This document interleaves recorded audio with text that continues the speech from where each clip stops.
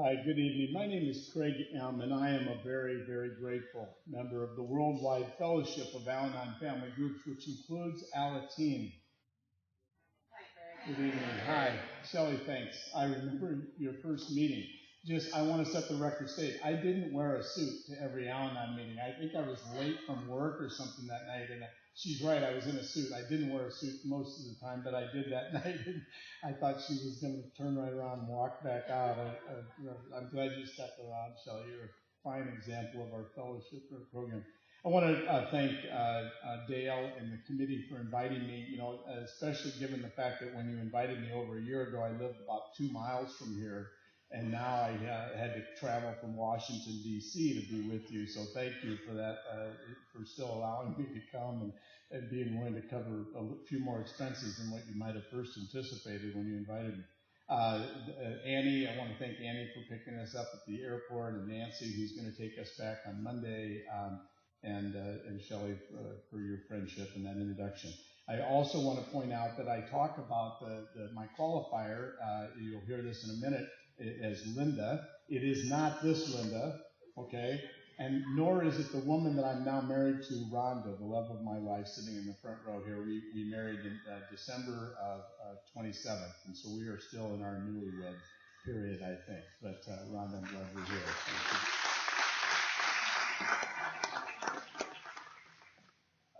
Before I start, too, I want to remind you, I'm not conference approved, and when I get done here in about 45 minutes, everybody here will understand why. But this is just my opinion, and I'm not an expert on recovery or Al-Anon or alcoholism, but I've lived this, and so I'm here to share my experience, strength, and hope. And if you can benefit from that, great. Invariably, though, if I say enough words, it's ultimately, invariably, that I'm going to say something to offend you. So I've learned from experience to make my amends right up front. So I just want to apologize right now to whatever it is that's going to come out of my mouth that's going to make you mad. I'm sorry, I didn't mean it. And I would invite you that if I do say something that you don't like, just kick it under your chair and leave it there. I'm not selling nothing. And anyway, thank you for having me. If I could tell you only one thing about my life, it would be this.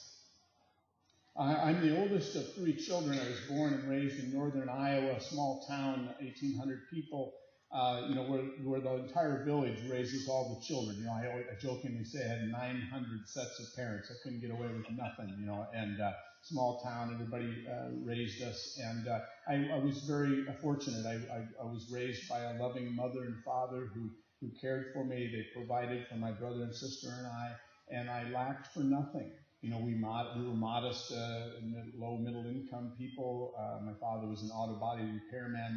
My mom a stay-at-home mom, and then later a part-time church secretary. Very modest background, and I'm grateful for where I come from and who I am. There wasn't alcohol in my home. Quite the opposite, in fact. My mom and dad, the little bit of alcohol that they kept in the house, as I recall, was a pint of something clear, vodka or gin or something. I remember they kept it up high in a kitchen cupboard, and I can only remember seeing that bottle come down 2 or 3 times in all the years I lived there. And my father, would ceremoniously almost mix a drink for he and my mom to share, and some special occasion, a birthday or an anniversary maybe or something. And I know there's people in this room that can't relate to that at all. But that was my introduction to alcohol. It was treated with a great deal of reverence and respect, and it was not abused. But there was something else in my family of origin. There was anger in both my father and my paternal grandfather. We lived in this house that my grandfather built, and he and my grandmother lived next door in a house that he built again, and so we had this perfect environment. But there was rage in my family of origin, in my father and my grandfather. And as a young child, I can remember thinking somehow that I was responsible for all that anger in my father and my grandfather. Of course, because I was around, I would see it. Well, I'm sure there was anger around when I wasn't there too. But of course, I didn't think of that. I was like 5, and so I saw this anger in my father and grandfather, and somehow I believe that I was the cause of that anger in the men in my life. I know today that is the disease of alcoholism. That's the restless, irritable discontent. Alcohol is a symptom. We learn that here. But that's not the disease. The disease is what I lived with in my father and my grandfather. Now, I don't blame them for me being here years later. We lost my father a few years ago, and I loved my father, and I've forgiven him. He didn't pass on half as much as he received, and I pray to God that I didn't pass on half as much again to my children as I received, and that's how we live and grow. I went to college in Iowa. I graduated from college, and I went to this party. My brother was still in college in Iowa. I went to this party he invited me to, and I walked in the room, and there across the living room sat this woman on the couch. Her name is Linda, and she had a beer in one hand and a joint in the other, and it was love at first sight. And I saw her, and she was gorgeous, sexy. I'm still going home with her, and I did. And, thus began our dance with death. And we dated for about 10 months, and then we got married on her parents' ranch out in far western North Dakota. Everything, you're getting hindsight from me today. Everything I'm telling you now is 2020, but I didn't see any of this at the time. What I recall is that everything we did in those early years of marriage centered around alcohol. If you couldn't drink while you did it, we didn't do it. We lived in Iowa. We loved to canoe many of the beautiful rivers in Iowa, but I cannot recall one time that we floated a river in Iowa that we didn't have a cooler of beer in that canoe, not once. I love Major League Baseball. We would go around the Midwest to different Major League Baseball games. We would find this turnstile back in those days that they opened first, so you could come in and watch a little batting practice and then get a beer. And we would sit there, we'd drink before the game even started, and they would sweep us out with the peanut shells after the game was long over and everybody else had headed for home. That's the way we lived. Alcohol was a central part of our life. I remember mowing grass on a hot summer day, and I would, cold beer. We would buy cases of long neck beer, and I would lay them in the fridge, And I can remember mowing grass, and I would come in from mowing grass, and I think, gosh, one nice cold beer would really taste good right now. And I'd go to the fridge, and I'd open the fridge up, and it'd be empty. And I think, God, geez, I could have swore I put a case of beer in there like yesterday, And Linda would say, I'll just go get more. And she'd run out and get me a 6-pack, and I'd have one of them, and one cold beer. I was satisfied. The thought never crossed my mind to ask, what happened to the 24 bottles of beer I put in there yesterday? That just went right. I just didn't connect the dots. There were signs all over the place, that there was something not quite right here. We moved to Illinois as part of my career, and the disease just continued to progress as it always does. Left untreated, it always gets worse. There are no exceptions that I'm aware of. And we moved to Illinois with my work, and I remember we had our first daughter, Krista, and we have 2 daughters, Krista and Laura. They're both adults now, but Krista was pretty young then. And I remember coming home from work one day, and Krista, they had draped a blanket. She met me at the front door, and she's screaming hysterically. She's maybe 6 or 7 years old. Daddy, Mommy's calling me a liar. What? Mommy's calling me a liar. Well, they had draped this blanket down off a door. You know how kids are over a piece of furniture to make a little tent, and Krista had been playing in there that afternoon, and somehow the blanket had slipped down off the top of the door, and Krista had asked Linda if she would put the blanket back on top of the door, and Linda denied having done that. Well, there's nobody else in the house. I know the 5-year-old didn't put the blanket up there. I've just gotten home, so I certainly didn't put the blanket up. We have no friends, clearly, Linda put the blanket on top of the door. Why would she deny doing that? That makes no sense to me. And I'm standing there in my own house, and I'm trying to rationalize this. Well, I'm looking at you. You guys have already figured it out. Everybody in this room knows what a blackout is. Linda had a blackout that afternoon and just simply didn't remember putting the blanket on top of the door. That is not common knowledge. I've not had that experience. I didn't know that there are people who lose their memory when they drink. I learned that here, but I didn't know that then. All I know is that Linda is denying to our 5-year-old doing something that she obviously did. Why would she do that?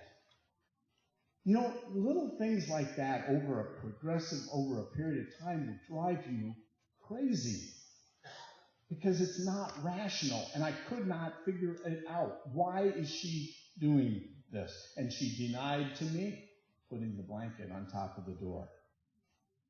I can remember coming home from work at the end of a long day and putting my hand on the doorknob to the front door of our house and thinking, I wonder what kind of a day I've had today.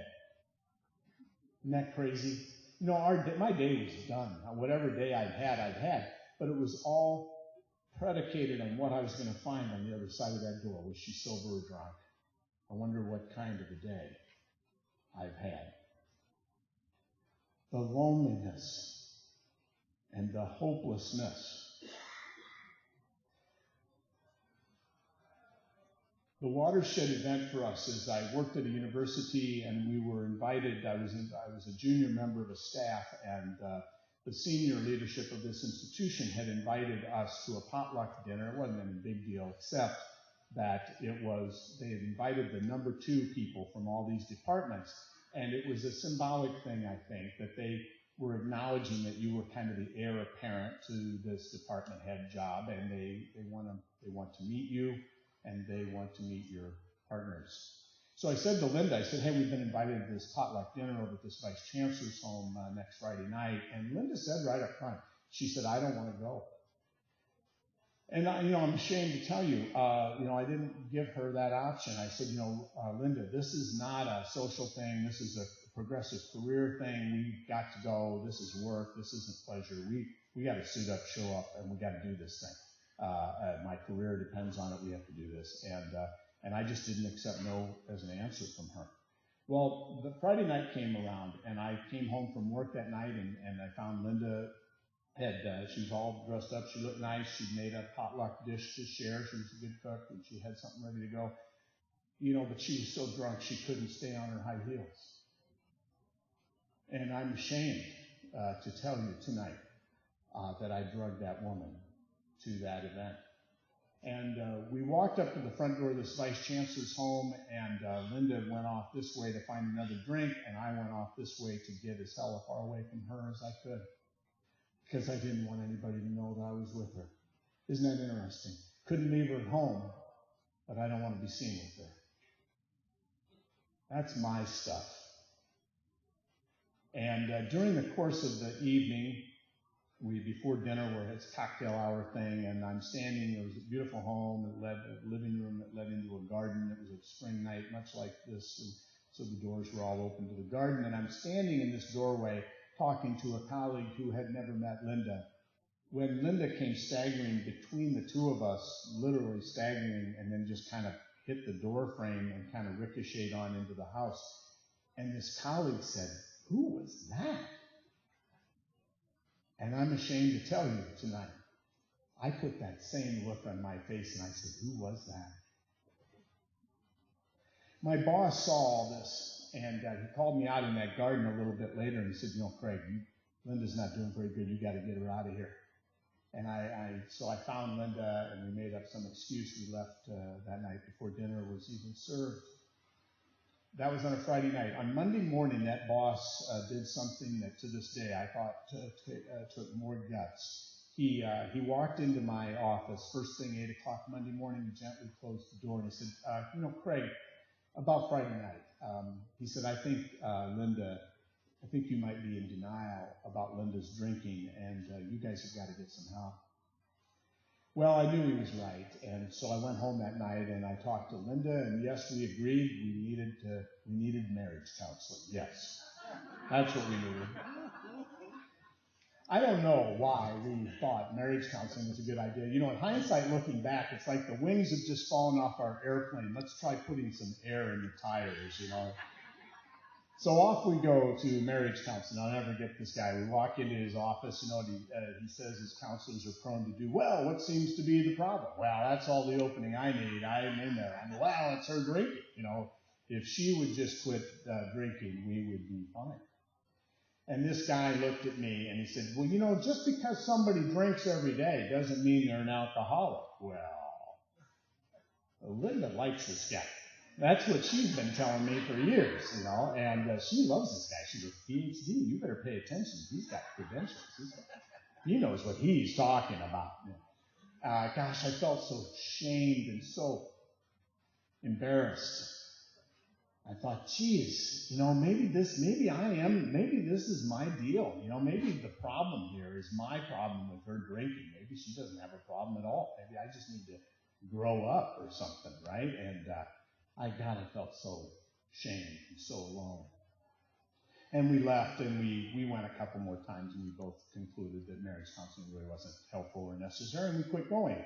A couple weeks after that, we went out to this little town outside Champaign, Illinois, where we lived at the time, and a little roadhouse bar out there served good food. We went out there on a Friday night to get a steak, and I'll never forget, we came walking up to that roadhouse, and I threw open the door to that roadhouse, and there, passed out at the bar, was our marriage counselor. And I thought, geez, not only do I marry him, but I hire him as marriage counselors too. You know, I am just an alcoholic magnet, you know. And so I always, at this point, Rhonda loves this line. I always say, you know, if you're a woman and I start acting like I'm even mildly attracted to you, that should scare the hell out of you. And she hates that line, don't you think? Yeah. She said yes. She's not getting out of it now. So anyway, but so I was just quite the guy. You know, it was a year after the potluck dinner, more of that messing around with marriage counseling and stuff, and nothing had changed. And I remember thinking, you know, there's 6 or 7 billion people in the world today, and if one of them really is named Craig or not, in the total scheme of things, really isn't that big a deal. And I had enough education to know that when you start to think specifically about how you might take your own life, it's time to get help. And so I went to the employee assistance program at the university and explained, and they referred me. I just decided, Linda doesn't want to face this, but I got to do something for me and these 2 little kids. And so the EAP referred me to a child social worker. Linda had this story that she liked to tell. Growing up in western North Dakota, it went something like this. She kind of portrayed herself as this wild stallion, I know the gender's wrong, stallion, maverick, Mustang horse. And she used to run free and wild and was a wonderful person until she met me. And then I had corralled her and tamed her, roped her, tied her, whatever I did to her. And, that I was her problem, that she drank because I had stifled her free spirit by, making her live in town rather than out in the country, or, making her live in Iowa versus, heaven forbid, North Dakota. So somehow I had, killed her spirit and that's why she drank. Well, we're at this child social worker's office, and she says to me, well, what's the problem? What seems to be the problem? And I explained, and she said, you didn't make Linda drink. You're not that powerful. If anybody else had said that to me, that would have just made me so angry. But at that moment, I just started to cry. And so I told her the story about the horse, Linda and the horse, and I had broken her spirit and how bad I felt. And she listened to that a while, and she laughed. And she said, Linda's not a horse. $150 an hour. Making some progress now, though. Explains 2 legs instead of 4. That's good. She said, I think you have alcoholism in your family, and you need to go to Al-Anon. And there's a meeting tonight. Wow, that's a God thing, isn't it? Well, in Champaign, Illinois, there was a meeting every night of the week. She didn't have to look, so she might have tricked me a little bit. But I remember I went home, I could not, 7:30 could not, it was a Tuesday night, 7:30 could not get here fast enough, because, I was out of ideas. I tried everything. I tried coming home from work early on the days I thought she was more likely to drink. I tried to find her beer and pour it down the drain, and she was always so much smarter than me. The thought never crossed my mind that she might have more than one hiding place. And, she would like keep 2 or 3 easy to find beers, kind of like the Easter bunny, like 2 or 3 easy to find beers. And I'd find them right away, and I'd have my tantrum and pour them down the drain, and stuff. Well, hell, she could have had a whole Budweiser distributorship over here somewhere. I quit looking after I found the first cache. See, she was so much smarter. I tried begging her, God, please, Linda, please, you must value this marriage enough to quit drinking. And when that didn't work, surely, in the name of God, you love these babies enough to stop drinking. It's like water off an elephant's back. So here I am. I'm in my first Al-Anon meeting, and I'll never forget that. I walk in. I had a different experience from Shelley, but I walk into this meeting. There's like 8 women. They're all quite a bit older than me. There's no guys within 100 yards of this place, and I walk in and I sit down. I did not see myself in that meeting, but I was out. I was flushed, and I thought, I'll give this tonight. I can kill myself tomorrow. I'll give it tonight, and then I'll just kill myself tomorrow. And you went around the room. You started reading. You started talking about God, and I thought, oh my God, God, really, God. I mean, I've got a woman, a mother of my children. She's back home. She's drunk tonight. I probably shouldn't even be here. The kids are alone with their mom. And now I've gotten myself into some half-baked religious cult. This is perfect. My life just keeps getting better.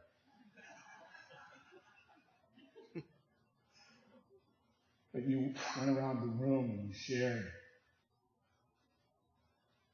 And you read the steps and traditions like we do almost every night.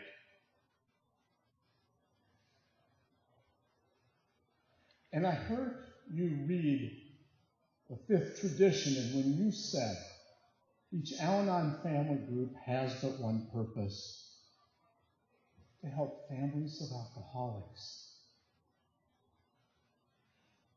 My God, I've been looking for you.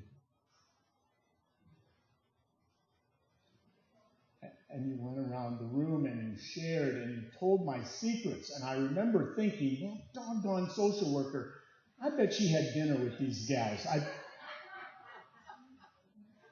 I bet this is all for my benefit, I bet they scripted this on a napkin, and they've, God, they're really good. They memorized their lines. I can't even see them reading their lines.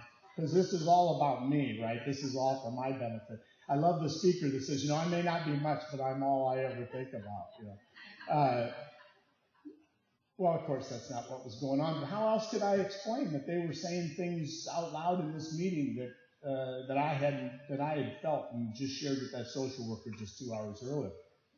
Some things they were sharing I hadn't said even to her. How could they know these things about me? You went around the room and you told my secrets, and at the end of that meeting, you came up and you wanted to give me a hug. I was not a hugger. You can come as close as the guys over there with the screens. That's plenty. Good, we're good. I was not a hugger. I'm a hugger now. So afterwards, to come up, you're cool if you want. I'm a hugger, but I wasn't back then. And there was this gal. Her name is Pat. Pat has since left this world. But Pat came up to me. She went right through any stop signs I was given. She put me in a big bear hug, and she gave me a hug. And she whispered in my ear so that only I could hear. And she said, Craig, if you come to these meetings and you do what these good people ask you to do, you'll never be alone again. How did she know that I was so alone? I hadn't told anybody that. He told my secrets. So I started going to as many Al-Anon meetings as I could get to in a week, and I learned very quickly on that if you really want to progress in these programs, you need a sponsor. And there was a guy named Chuck, and I went up to Chuck and I asked him to be my sponsor, and he said yes, and I never saw him again. And I thought, geez, I must be a particularly difficult case, just asking this poor guy. I just blew him right out the doors.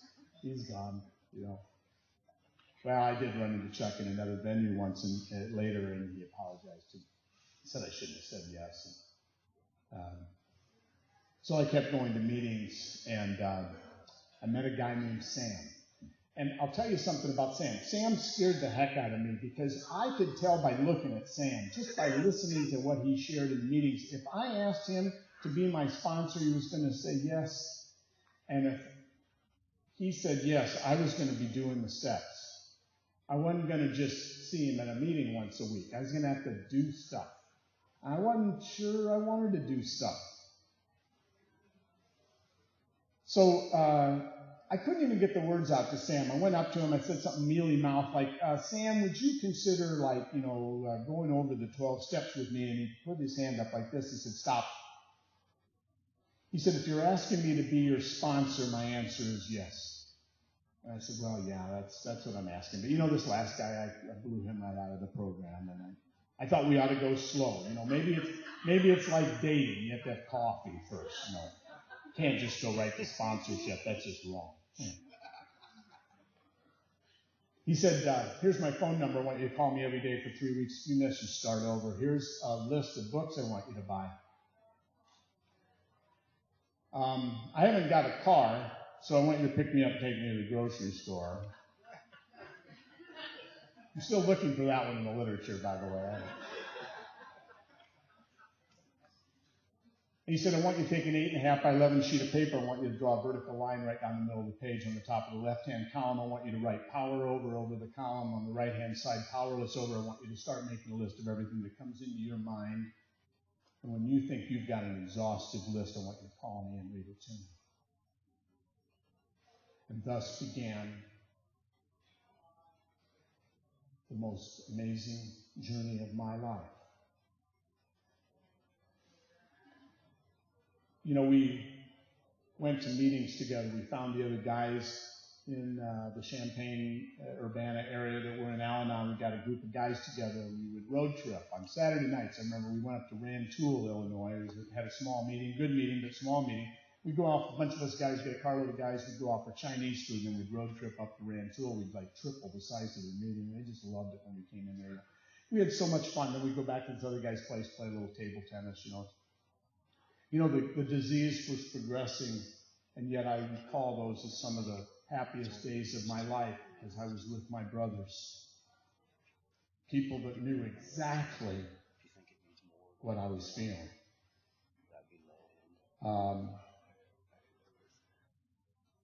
I remember I had always wanted to play the guitar. The problem with that is I had no interest in learning how to play the guitar. That had no appeal to me at all. I just wanted to pick it up and play it. So that hadn't happened. I didn't own a guitar, which made that even really hard. But I remember one of the first signs, my life started to change almost immediately. And I remember one of the first signs that I was starting to become somebody else was when I went out and I bought a guitar and I signed up for some lessons. And I really do, honestly, I don't play a lot, I don't play well, but I do think it was the first thing I've ever done in my life for me, just for me.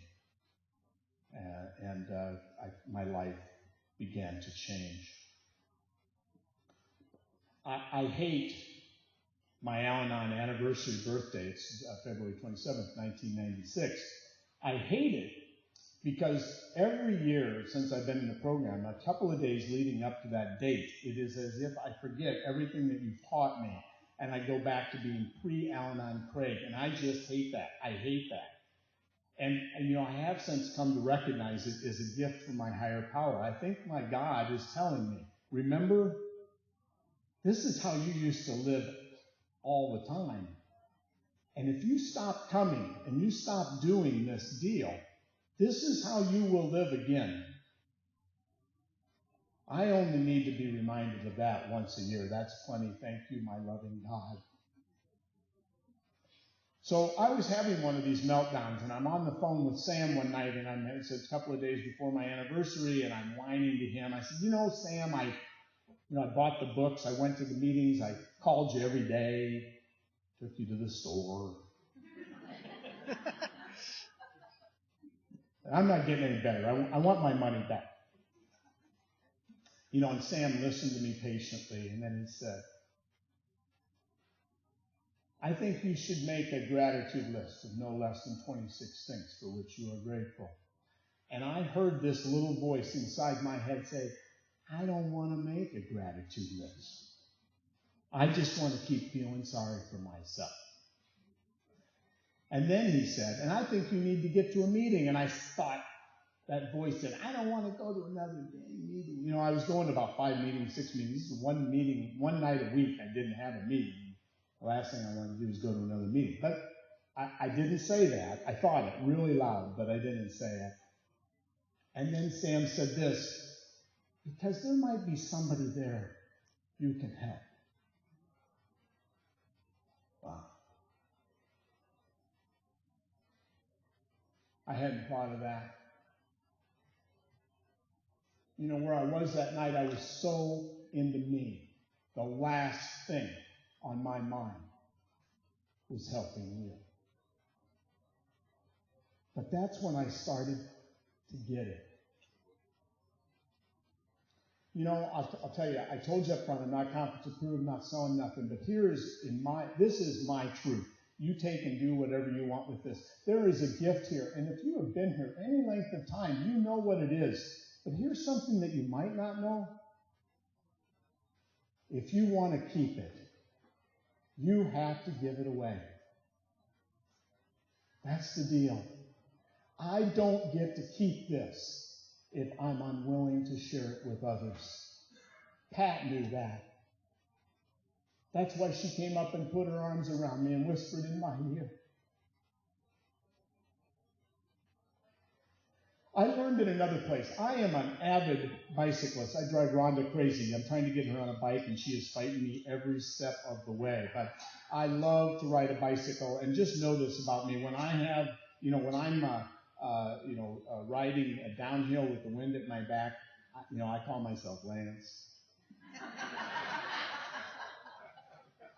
And when I'm riding uphill into a wind, I call myself Craig, 60-year-old fart that's got no business being on a bicycle. But I ride a ridden ragdoll across Iowa 13 times, as some of you may be familiar with that great bike ride with 10,000 of my closest friends. And one day I was out there, and it was a hard day, a very hilly day, and we had very hot, 100 degrees, big headwinds, 40-mile-an-hour headwinds. We're climbing hill after hill, very hard day. And I'm sitting on my bike, and I'm just dying.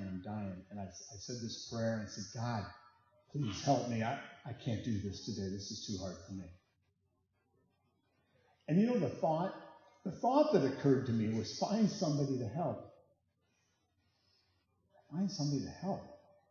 And just about that time, these kids, these high school girls go by me, on their China-made, bikes that weigh just a little less than my Honda Accord. I'm on $5,000 carbon road bike. They're dropping me. That's good for the male ego. And they go, but I have no pride, so I tuck in behind me, suck a little draft, and so I'm sitting back there out of the wind, trying to collect myself, trying to figure out what was God talking about in that last syllable. He said, find somebody to help.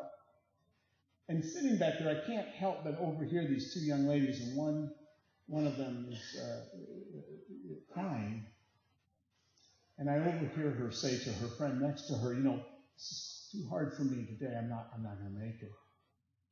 And I thought of that thought, find somebody to help. And so I rode up next to these kids and I introduced myself, and I asked them if they knew anything about drafting. No, it was like they bought the bikes that morning, decided to ride them across Iowa, So I said, well, here's how it works. I'm going to pass you. I'll get up in front. You guys get behind me, single file right behind me. And I said, I think you'll find the going just a little easier. Let's try it. And so I accelerated around them. I got in front, and they lined up single file behind me. We started to ride.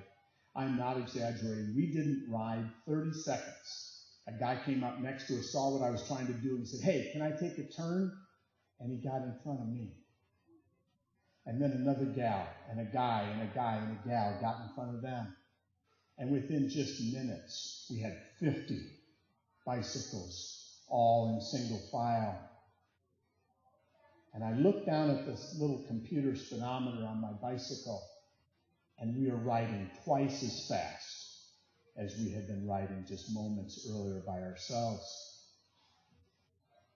And those kids behind me are singing songs and telling stories. And we rode all day.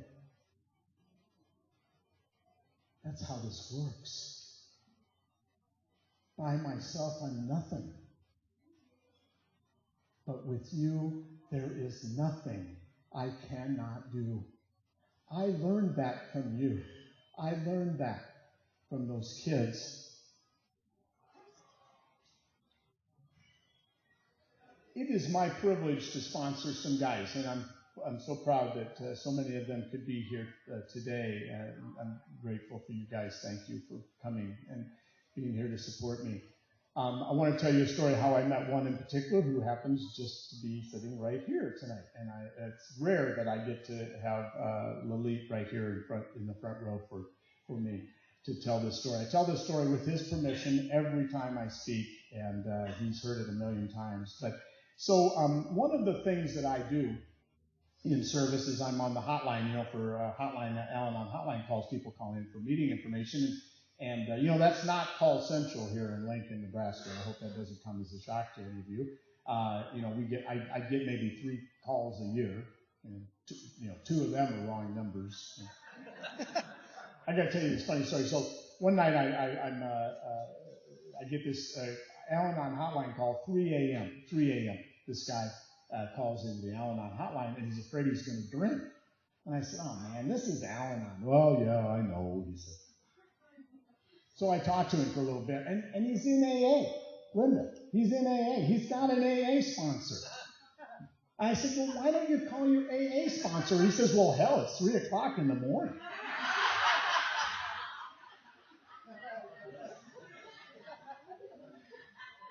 He gave me a resentment. That's what he did. Anyway, so one night, I'm sitting in my chair, and I love to read, and I was reading a book on Mount Everest. Some of you may recall a few years ago this tragedy when a bunch of people died trying to summit, and I was reading a story about that, and I just taken a break, put the bookmark in my book, closed the book, and sitting there in my recliner just meditating a little bit. I said this little prayer, and I said, God, do you think I could see Mount Everest someday? I think I'd like to do that. And I'm not joking. I'm not making this up. The phone, immediately, instantly, the phone rang. Instantly. I said that prayer and the phone rang. And I pick up the phone, and it's my brother, Lalit, my good friend. And his wife is drinking and drugging, and he's not in a good place. And we talked quite a while that night. Well, during the course of that conversation, I said to him, Lalit, you speak beautiful English, but I can tell that English is not your first language. Do you mind if I ask, where are you from? And he said, I am from Nepal. I don't want to speak for Lalit, but I think the chances of me seeing Mount Everest have just improved a great bunch. And he keeps inviting me, and we got to do this. He said, Craig, you've got to come with me to Nepal so we can see Mount Everest and bring that story to a close. This story, this 19-year story, One of these days we are going to do that, and I look forward to that. And I want to share one other story. That happened here, by the way, when I was living here in Lincoln. And I want to share another story that happened just blocks from here. It was a Saturday. I'd been at a meeting, an Al-Anon meeting, I think. Well, I should back up. I'm sorry. Let me tell you this. So one spring morning, Linda is combing Laura, our youngest daughter's hair, to get her ready for one of the last days of school, and Laura collapses at her feet. It was a terrifying moment.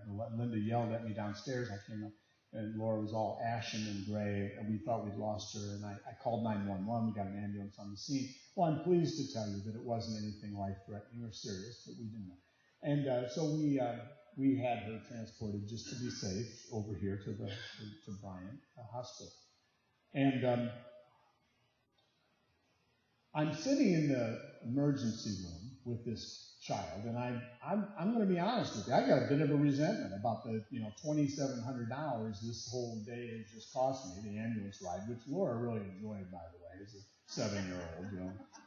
So we have the sirens, you can just imagine.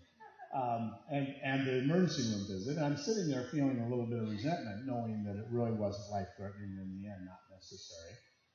And on the wall of this this examination room, there was a box of latex gloves. Now, I don't know, maybe they're not made out of latex anymore, but you know what I'm talking about. They're kind of, they're in every doctor's office. And there's this box of latex gloves on the wall, and I think to myself, I should just steal some of those, latex gloves. Just shove them in my pocket as an offset to the $2,700 emergency room visit. Now, I got to tell you, I can tell just by looking at this crowd, if I don't tell you what I wanted the latex gloves for, you're going to go places in your mind that you really shouldn't go. So I'm going to save you from your thoughts.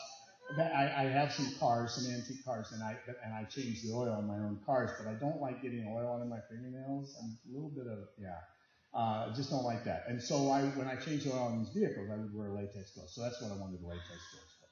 So, but I'm proud to tell you, Al-Anon stuck in there. I had a strong program that stuck in. My conscience said, that would be stealing. That's wrong. If God wants you to have latex gloves, He'll put them in your path someday. That's exactly what I thought. And I thought, I'll be cutting through a big box store. I'll see them on the shelf. I'll buy them. So I'm proud to tell you, I didn't steal the latex gloves that day. That was on a Thursday. That Saturday, I'm riding a bicycle, literally just not 15 blocks from here, riding home from an Al-Anon meeting on a beautiful spring Saturday morning, and I'm just winding randomly. I hadn't lived in Lincoln at that time very long, just kind of randomly taking left-hand turns and right-hand turns, winding my way back to South Lincoln where we live. When I come around a corner of a neighborhood I had never been in my life, and laying in the middle of the intersection, I'm not making this up, is a brand new unopened box of latex gloves.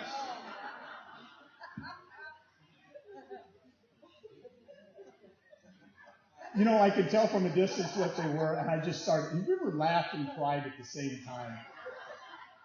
I'm looking up saying, you are so funny, and there's tears are just streaming down my cheeks, and I got off the bike, I went just bawling and saying, you are so funny. I can't believe it. That's the kind of life that you've given me.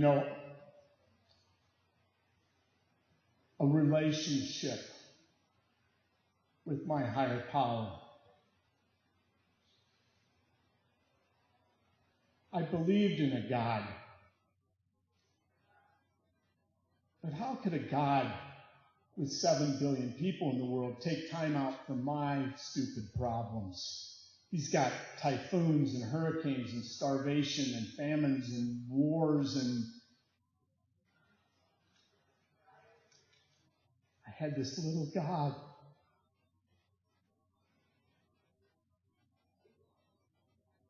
And you introduced me to this enormous God that loves me. Not just people like me, not clusters of Craigs. Me. You taught me that. It's not what I know, it's the actions that you've taught me to take here. Here's what you taught me to do. Work the steps, talk to my sponsor, go to meetings. And I've lashed myself to the raft in service. Any of you see Tom Hanks in that movie, Cast Away, years ago? Remember the scene in that movie where he's losing his mind and his dementia. He's afraid he's going to swim off the raft and drown, and so he ties himself to the raft so that he can't swim off. That's what I've done with service because, this disease, it's so cunning, powerful, and baffling, isn't it? It's the only disease I know of that has to be self-diagnosed in order to be effectively treated. But one of its symptoms is it's constantly telling me I don't have it. It's constantly telling me, you don't have to go to a meeting tonight. You could just skip tonight. But I'm the cake lady for Midtown. I got to line up the birthday cakes for the monthly celebrations of our Al-Anon birthday. So, maybe I won't go next week. I got to go this week because you can't walk away with that kind of heavy responsibility. I'm the cake lady. So I go. Or I set up chairs, or I put out literature. I'm in charge of public outreach, or I'm a group representative, a district representative, or a delegate. I have responsibilities. I'm tied to the raft. There's research now that talks about how our program has worked. I came across this article in my work I want to share with you. There were these researchers, they did some research. They had participants recall an incident in which either the person had forgave or failed to forgive someone during just a daily interaction, routine daily interaction. Then they had the researchers, they asked the subjects to draw a picture of an alien from another planet. And then these pictures they gave to some independent researcher judges that had no idea what they were judging or why, and asked them to look at these drawings and judge them for creativity. Listen to what they found out.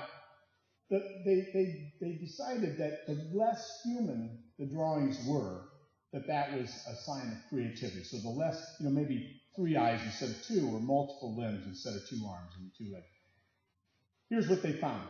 They found that the people who failed to forgive others grew less creative aliens. Interesting.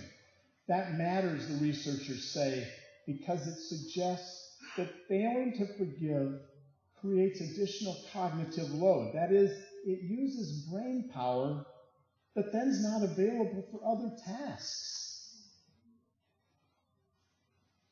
Remarkably, just remembering a negative past incident takes significant toll on these cognitive resources. It's like a computer running in the background. I've got these resentments, these people that I'm hanging on to, and it's using up brain that's then not available for what I really need to be using my brain for. I don't know about you, but I don't have enough brain as it is. I don't have time to be wasting it on stuff.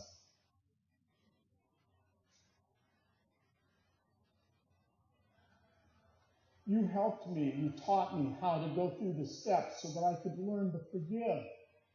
Why?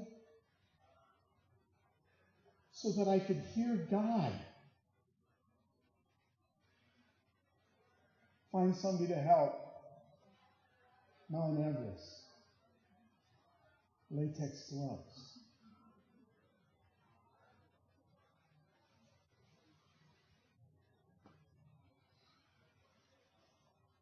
There's a prayer that summarizes better than I can what my life is like today. I'd like to share it with you. It says, I walk the paths of life on planet Earth,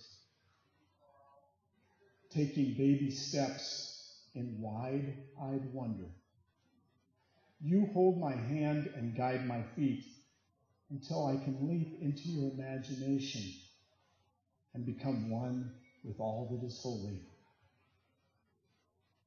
Thank you, God, for showing me the way.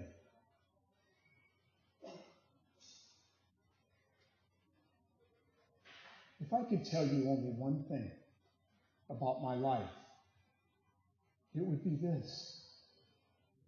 On February 27th, 1996, I came crawling in here on my hands and knees.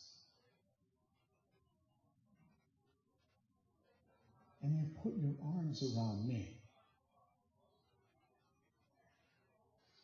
You loved me when I couldn't even like myself, and you didn't even know me. Thank you. Thank you for my life. Thank you for asking me to share.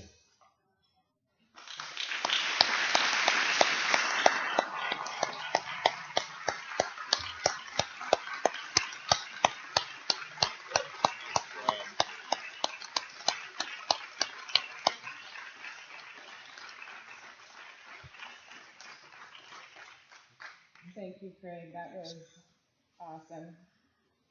Just like to remind everybody that the next speaker is at 8 o'clock with